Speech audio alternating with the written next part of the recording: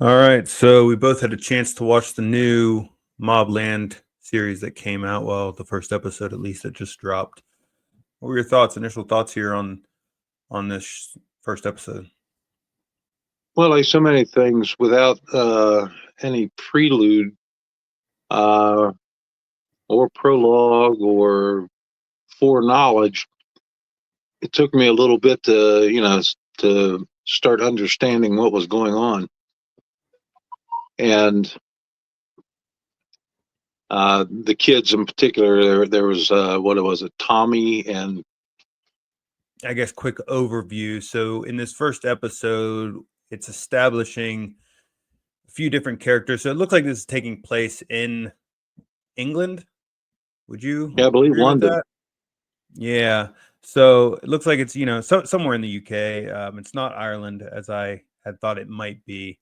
And what we have is a few different crime families, and it looks like they're primarily dealing in drugs. Two of the early 20s kids from two competing crime families are out and about partying. Uh, One of them from the Harrigan crime family, which is Helen Mirren and Pierce Brosnan, and Tom Hardy seems to be what their right hand man, their enforcer, head of their enforcement type stuff, cleans up all the problems. This kid Eddie ends up stabbing a guy at a nightclub, and the other kid family, Tommy, he winds up missing. We don't know where he is, and now there is a an issue going on where Tommy's family knows that he was with Eddie that night and wants to know where his kid is, and uh, Tom Hardy's basically his character is in charge of, I guess, making amends or figuring some of this stuff out. Well, a couple things that I would say right off is first, let's talk about um, Mrs. Harrigan, Helen Mirren's character. Mm-hmm. Does she have dementia or something? I mean, sometimes she just seems so out of it, and then she'll pop back in, and she seems to be a really cruel, vindictive female, and then she's just out there again. Uh, the other thing that struck me was you can see the very beginnings of the downfall of this particular family, and by that I mean look at how Eddie's acting. If if you're in a position of power, and it doesn't matter whether it's nobility or the priestly class or the criminal class or the merchant class, you have certain expectations of behavior, not only for yourself but for your family. And apparently no one has taught Eddie how to behave himself properly. So he's going out doing all these risky behaviors, going out offending all these people, and going out and feeling comfortable enough that he can stab somebody and feel like he can walk away from it. That that's not a realistic view of the world. So yeah, I see Eddie's behavior as a good example of future problems for this dynasty. Yeah, I agree. There's a few takeaways on that, including, yeah, Eddie's behavior is just ridiculous. Although, I mean, I say that I'm not criticizing the show writing or anything like that. It makes sense, right? He would be the third generation essentially of this crime family. So he's not built anything himself. He's only getting all the benefits without any of the actual work, right? So he's got the Correct. power, he's got the wealth, he's got all that. His father, who is Pierce Brosnan's son, there seems to be a disciplinary issue, right? Like he's not being disciplined properly. He seems to be a screw up, what have you. With that being said, there's elements of that kind of peeking out throughout other characters within the family as well. And it seems to be possibly as they're gaining more power and believe that they're untouchable to an extent or have the power on their side, that they're becoming more arrogant in their behaviors. And that, I think is coming out a bit in Helen Mirren's character. I agree. I haven't placed her yet. Granted, it's only the first episode, but I can't really tell exactly why her character is behaving the way that it is. Clearly has good, significant amount of influence on her husband, Conrad Harrigan. So he's the patriarch of this crime family, and uh, Helen Mirren's character, Maeve, something like that, Hey, Harrigan. Maeve Harrigan. Yeah, she obviously has a lot of influence in that. And anyway, the decisions in which they're making. So Conrad seems to be wanting to expand their empire, get in more, kind of cut off these other crime families from being able to do what they do, and basically they take monopoly control over a lot of this drug trade here. And Maeve seems to be on board with that, uh, and and poor Harry, Tom Hardy's character, is kind of stuck doing all the grunt work to get that done, making sure it's all happening. And yeah, and then you throw this bit of a monkey wrench in here with these kids, particularly Eddie, and yeah, I mean it's going to cause a whole lot of problems. I think they're going to be spread too thin. Trying to do all the different control that they're doing, while also having to deal with all the personal nonsense that a young character like Eddie is creating, the amount of chaos that he's creating.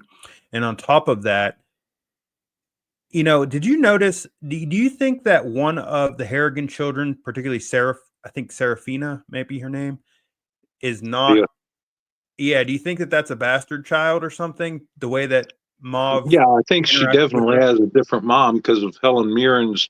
I mean, not only her complexion and everything, but Helen Mirren's reaction to her. I should say Maeve Harrigan's reaction to her. Well, it was the reaction that got me. I mean, granted, the complexion would make sense, but in modern day, who the hell knows? Like they would just overlook that and go with it. But it was more so the reaction that made me think, okay, maybe this isn't her child. So yeah, I'm curious kind of where that plays, because I imagine that's going to cause some rift within the family, and some issues too, if that's the case. And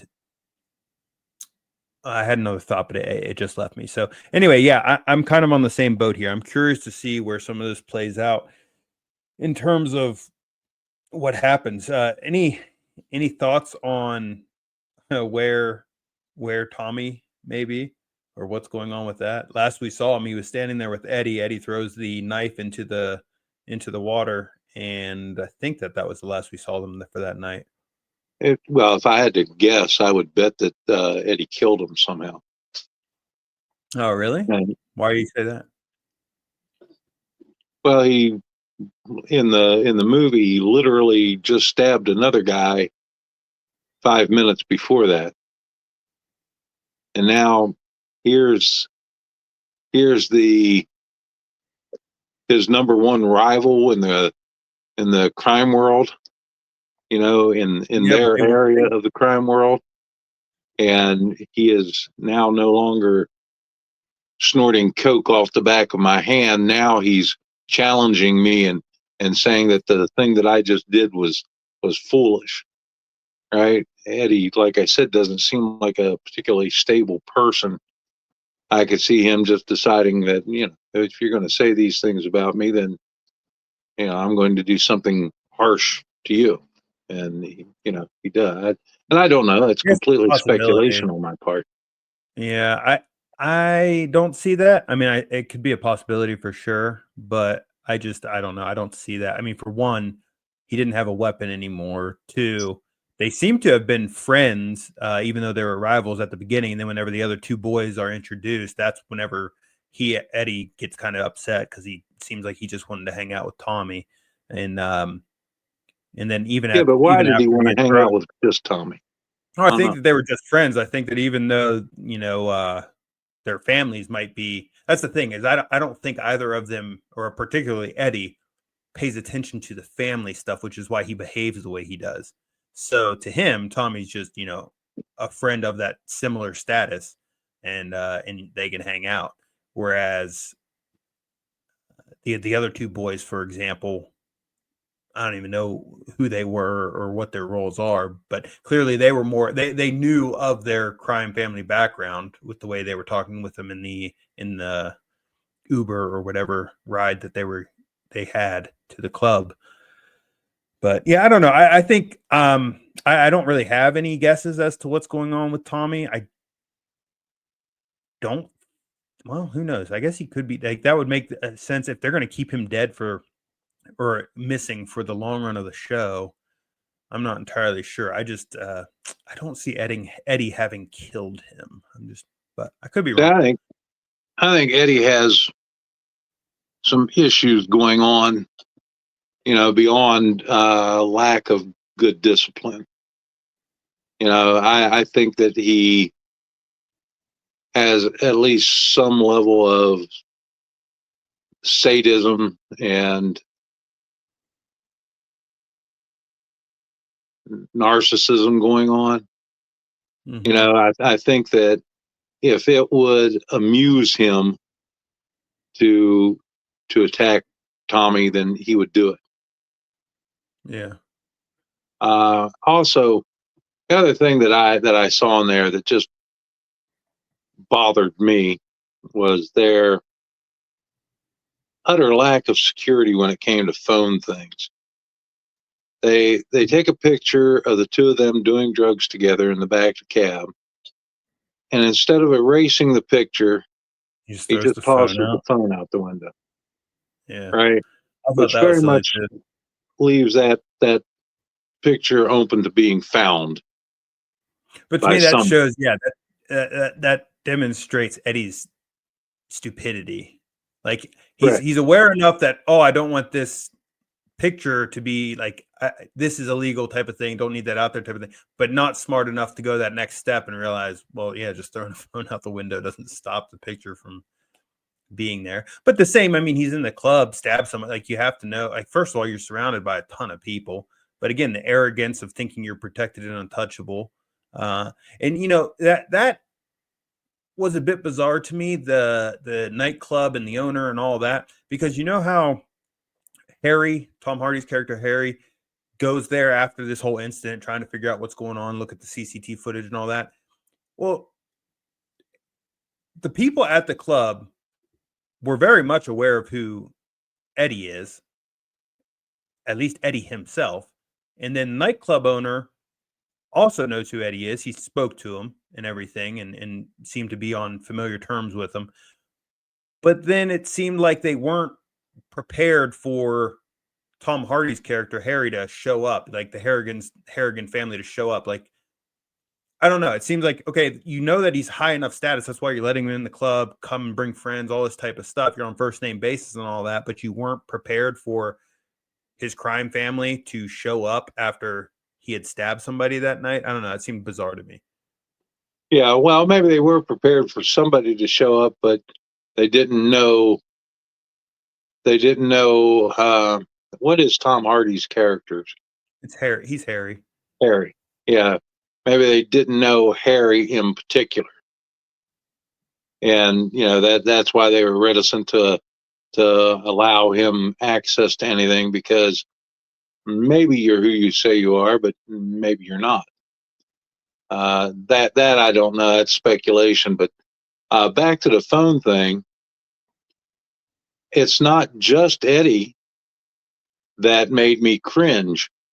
How many times did you see Conrad Harrigan talking on the phone on a unsecure cell phone, saying things? If it doesn't work out, I want you to take them out, or whatever. Oh yeah, all types of stuff. Honestly, Harry was the only one that seemed to be using a burner phone for many of his communications to and from different people, because he has two phones. He's got his one little Nokia looking phone that he uses the earplug with, and that's whenever he's calling like the hospital, for example, or the police officer, all the different people. So he seems to be using at least a burner phone for that type of stuff. But yeah, I noticed the same thing in terms of a lot of that communication.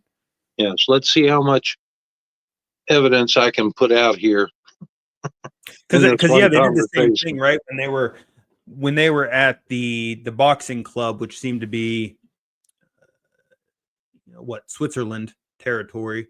Hey, everything's off limits here, and Harry's having a discussion with Tommy's father, and they had a sniper there ready to take him out if need be. And they're on the phone there, going back and forth. Hey, kill, don't kill, kill, don't kill. It's like, yeah. Yes, I'm waiting for Maeve to make the decision. Come on, man. You know Well, what? again, I think that's to demonstrate how much influence she has with Conrad, is that they're a team. Because, and that's one of the great things I actually appreciated. Again, at the end of this first episode, the big thing that happens is that Conrad kills what Archie, who appears to be a childhood friend, like they've known each other their entire lives, and I appreciated Conrad's reaction to having killed him. He did it, but he was very distraught from having to do it, because again, they seem to have been very close and good friends. I will say the him killing him with essentially zero evidence that he betrayed them in any way was bizarre to me. It was just Maeve saying so, basically. And I appreciated his reaction to her too. Like, that's what I'm saying, is that reaction, like, yeah, I did it, and she's trying to talk to him at the end. He tells her to, like, fuck off or whatever.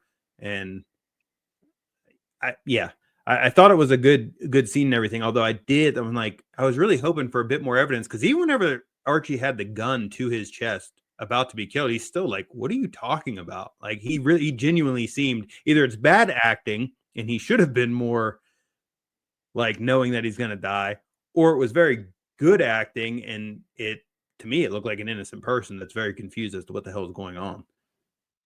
Yeah, well, quite honestly, the objections that he had to the fentanyl seemed like legitimate objections Right. that you should have listened to and considered. Yeah. And as your, you know, I guess, counselor, or uh, trusted person, you would listen to that. It seems to be what his role is to object to these types of things or think about it. Because I don't even understand what was I still don't entirely understand what the reference to the fire is or whatever, but it seems as though the accusation against Archie was that he was partnered with maybe the Stevensons or one of these crime families and was getting a little extra money on the side from their fentanyl trade. I still am not entirely sure what the accusation there was with Archie. Did you happen to pick anything up? No, outside of Maeve saying that uh, he had betrayed them, and you could tell by how he acted to the F word.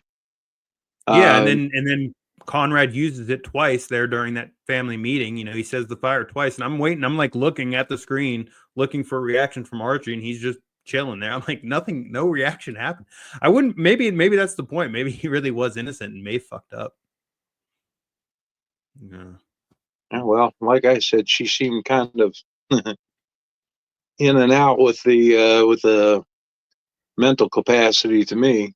So I guess we'll who see. knows? Well, any other thoughts or Yeah. First off, why would Stevenson, the dad, have come and met with Harry? You don't do that. It would have been Harry meeting with Charles. Charles being the Stevensons version of Harry. wait, Remember, who? Harry went to the nightclub and he bowled them over by being more powerful. Charles went to a nightclub and Oh, he got the information by giving them a big wad of cash. So now you have this discussion between families, about a very sensitive topic. Would you really, would you as the patriarch of that family go out and meet with the other family's number two man? I don't think Yeah, so.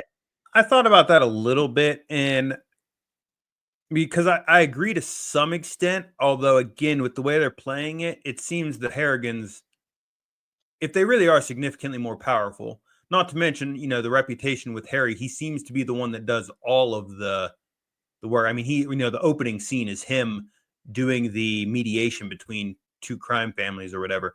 And I figured, if the Stevensons do seem to be much lower on that totem pole. So I could see that being a possibility. And honestly, depending on kind of how it goes, you might prefer doing the work with Harry since he's the one that's actually doing the work, which I think is why when he told Tommy's father that he's personally going to talk to Eddie about it, that had some weight to it because I'm sure he's seen as trustworthy, gets things done, that type of thing. So yeah, I was thinking the same thing as you, but I'm gonna give it some leeway, I guess, because it does seem that the power hierarchy is different enough that it could be a possibility. Well, my question now then would be if the Stevensons are controlling fentanyl and they are they're strong enough that he can talk to Conrad the way he did on the phone, and we have not seen anything demonstrably that would say they are significantly below the Harrigans as far as a power base goes. I don't know that I would assume that they are, because the show so far is concentrated on the Harrigans mostly, and I haven't seen anything that different from the little bit of what they've shown of the Stevensons. Yeah, I guess not a Or, whole lot. It's been more so the dialogue in which the way in which the Harrigans, particularly Archie and Conrad, have spoken about the other families. well, yeah, Uh, but yeah, Stevenson. let's go back to what we were talking about earlier. They seem to be on a spiraling downward course of arrogance. So maybe maybe they speak like that because they're arrogant, not because they are actually so far and away, you know, Yeah, above it this could family. be. That goes back to what I was saying. That I think maybe they're truthful in that these other families are small. What they're misguided by is that, yeah, each individual one might be, but when you piss all of them off at once, you've now spread yourself too thin. You've got to fight on all these different fronts, and that could be their downfall. So they're, underestimating their enemy, particularly whenever, the enemy of my enemy is my friend type of deal. That's kind of the way I'm seeing it. And even that opening scene, I'm curious what that was, in the sense that you had two leaders of this heroin trade, and you've just wiped them out, or at least the leaders and a couple of their henchmen.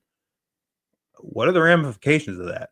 Especially everyone would know that you're the one that held this meeting and everything. So, yeah, that's another bit of a loose end that I don't know if they'll address or not. Yeah, this first episode was definitely kind of a mess. I'm interested to see how they're going to clean it up and answer some of the questions that they've caused in this first episode. What do you think of Harry's home life and how that might play a role? So we I know like his his daughter. we're introduced to his wife initially. She's at some therapy, primal therapy session or something like that, and meets another woman. Don't know where that's going to go, but then yeah, Harry's at home and seems to be somewhat absent here and there. I'd imagine that his wife understands the work that he does, but who knows?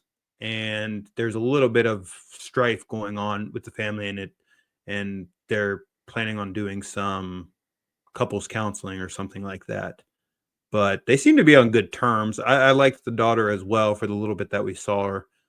I'm curious how much, especially if they're already having some strife and whatnot, and as the show progresses, we know that there's going to be a lot more things for him to handle, which means he's going to be probably even more busy and more absent. So how much that's going to play a role, I wouldn't be surprised now, as I'm talking, if the woman that the wife met is some type of law enforcement official, Yeah, police officer or undercover. Yeah, something, not even undercover maybe, but just happens to be one, and they get close. And anyway, undercover or not, yeah, I could see. Now I'm thinking about it, that might be a big possibility. And the wife starts confiding in her at therapy and other stuff related to what's going on. yeah. Security is always such a big issue, and then you have to walk that line between what's paranoid and what is just realistically being cautious. Mm-hmm. And if it's a fine line.